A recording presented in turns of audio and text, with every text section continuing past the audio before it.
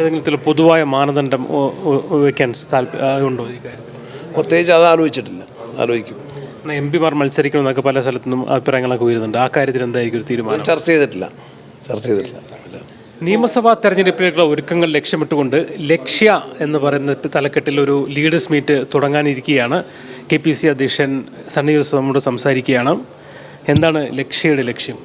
ലക്ഷ്യയ്ക്ക് നിരവധിയായ ലക്ഷ്യങ്ങളുണ്ട്. രാഷ്ട്രീയവും സംഘടനാപരവുമായ കാര്യങ്ങൾ ആലോചിക്കുക. തദ്ദേശ തെരഞ്ഞെടുപ്പിൻ്റെ വിജയത്തിൻ്റെ പശ്ചാത്തലത്തിൽ അസംബ്ലി തെരഞ്ഞെടുപ്പിന് മുന്നൊരുക്കങ്ങൾ നടത്തുക. അതിനുവേണ്ടി വോട്ടർ പട്ടിക, ബൂത്ത് കമ്മിറ്റികളുടെ ശാക്തീകരണം, ഇതൊക്കെ സംഘടനാപരമായിട്ട് ആലോചിക്കേണ്ട കാര്യങ്ങളാണ്. ഈ സ്ഥാനാർത്ഥി നിർണ്ണയം ഒരു പ്രധാനപ്പെട്ട ഘടകമാണ്. ഈ തദ്ദേശ തെരഞ്ഞെടുപ്പിൽ താഴെത്തട്ടിൽ നിന്ന് നിർദ്ദേശങ്ങൾ സ്വീകരിക്കുകയും ആ അർത്ഥത്തിൽ സ്ഥാനാർത്ഥി ഒന്ന് വലിയ തോതിൽ വിജയമാണെന്ന് വിലയിരുത്തുകയും ചെയ്തിട്ടുണ്ട്. നിയമസഭയിൽ സ്ട്രാറ്റജി എങ്ങനെയായിരിക്കും?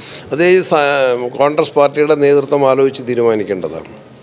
തദ്ദേശ തെരഞ്ഞെടുപ്പിൽ വാർഡ് കമ്മിറ്റികളാണ് വാർഡിലെ സ്ഥാനാർത്ഥികളുടെ പേര് നിർദ്ദേശിച്ചത്. ജില്ലാ കമ്മിറ്റികളാണ് ജില്ലാതലത്തിലുള്ള സ്ഥാനാർത്ഥികളെ നിശ്ചയിച്ചത്. ഇതിന് ഇലക്ഷൻ കമ്മിറ്റിയുണ്ട്, സ്ക്രീനിങ് കമ്മിറ്റിയുണ്ട്. ഞങ്ങൾ ചർച്ച ചെയ്ത് ആ കാര്യങ്ങളിലേക്ക് കടക്കും. ഏതെങ്കിലും ചില പൊതുവായ മാനദണ്ഡം വയ്ക്കാൻ ഉണ്ടോ ഈ കാര്യത്തിൽ? പ്രത്യേകിച്ച് അത് ആലോചിക്കും. എം പിമാർ മത്സരിക്കണമെന്നൊക്കെ പല സ്ഥലത്തുനിന്നും അഭിപ്രായങ്ങളൊക്കെ വരുന്നുണ്ട്. ആ കാര്യത്തിൽ എന്തായിരിക്കും ഒരു തീരുമാനം? ചർച്ച ചെയ്തിട്ടില്ല. ഇപ്പോൾ മുസ്ലിം ലീഗ് ഉൾപ്പെടെയുള്ള പാർട്ടികൾ കൂടുതൽ സീറ്റുകൾ വേണമെന്നുള്ള അവകാശവാദങ്ങൾ ഉന്നയിച്ചിട്ടുണ്ട്. ആ കാര്യങ്ങളൊക്കെ എങ്ങനെയാണ് കോൺഗ്രസ് പരിഗണിക്കുന്നത്? അങ്ങനെ ഒരു ഉഭയകക്ഷി ചർച്ചകളും ആരംഭിച്ചിട്ടില്ല.